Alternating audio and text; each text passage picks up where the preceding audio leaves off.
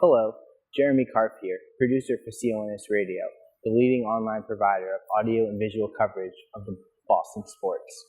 And I'm here at Old Sandwich Golf Course in beautiful Pymouth, Massachusetts, for the 9th annual Tee Up for Kids Golf Tournament, sponsored by the Boston Celtics Shamrock Foundation.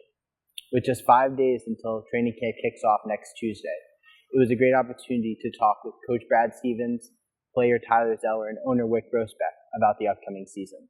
From my standpoint, it's about getting ready for the progression of practices and when you want to add stuff, when you want to focus more on you, and really creating a month-long plan for making sure we maximize the short amount of time we get together before we play for real. What's the primary focus for you heading into training camp? Yeah, I think there are things that lead to winning, and there are things that we have done well in the past that we need to figure out a way to do the same, and there are things that we haven't done as well that we need to do a little bit better. But the things that lead to winning in a basketball game are not all that complex. The tactics that you take and the ways that you go about it, the people you put in place, those are all the things that we have to figure out as we work together over the next month. And obviously we've got a good idea as a staff of what we want to do and how we want to go about things, and then we'll see how we look, a couple weeks in, and who separates themselves. What's the biggest way you think Al Horford will help you guys?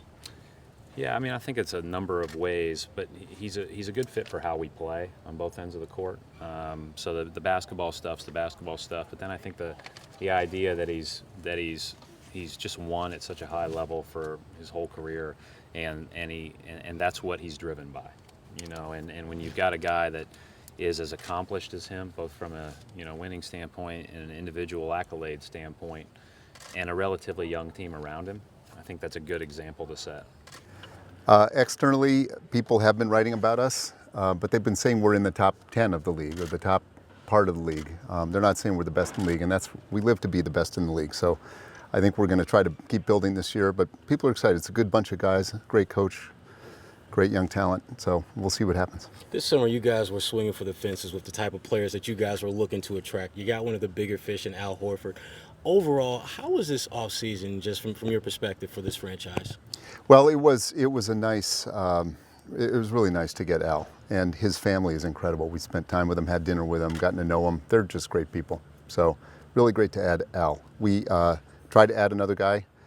We wish him the best. He decided to go elsewhere, but we're gonna try to take another step forward this year with this team. We're really excited about this team. Atlanta beat us. And I was with Kyle Korver the other day, and Kyle said, "You got our guy." And I said, "Yeah, I think it's a big get to get Al, and we're building from there." A year ago, we were standing there kind of hopeful for a good year, and obviously we're very hopeful this year, but we have a great chance to do something special. And last year we throughout the year we were trying to prove people wrong. This year everybody kind of expects us to do it, so it'll be interesting how we approach it, and hopefully we can still exceed expectations. What's the key to handling that type of scenario? Going from being a team that everyone is kind of clustering together, whereas now they kind of look at you guys as one of the top teams in the East. I think the key is just to continue to do what we did last year, continue to be a team, play together, play for each other, and kind of not pay attention to what people expect, and just put our best foot forward every night, play as hard as we can every night, and really just go out and compete and see where we're at the end of the day.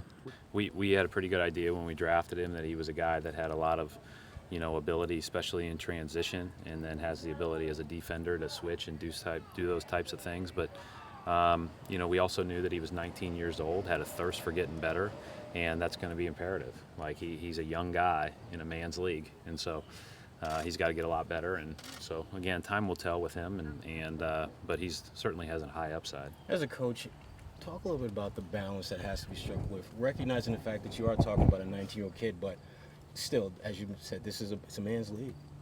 No, there's no balance. You can either add value or you can't. That's the reality of the situation. And we're in a really good spot where he's going to be challenged every day in practice to grow and get better. And with the guys that have been around, there's nothing better for him than playing against Jay Crowder or playing against Avery Bradley or playing against Marcus or one of our fours, whatever the case may be. Those will be good things for him. Yeah, I think that's what made us difficult to guard last year. We did a great job of, Jonas can play the four, and we're a little bit smaller. You put Kelly at the 5, you can put all those guys at the 5 and be able to spread the floor. But at the same time, if you need a big, you can do that too. And so really just kind of depends on what the matchups call for and, what we can do to take advantage of the other team. And that'll do it for us from the Old Sandwich Golf Course in beautiful Plymouth, Mass. I hope you'll join us again when the games start in a few weeks. This is Jeremy Karpf reporting live for CLNS Radio.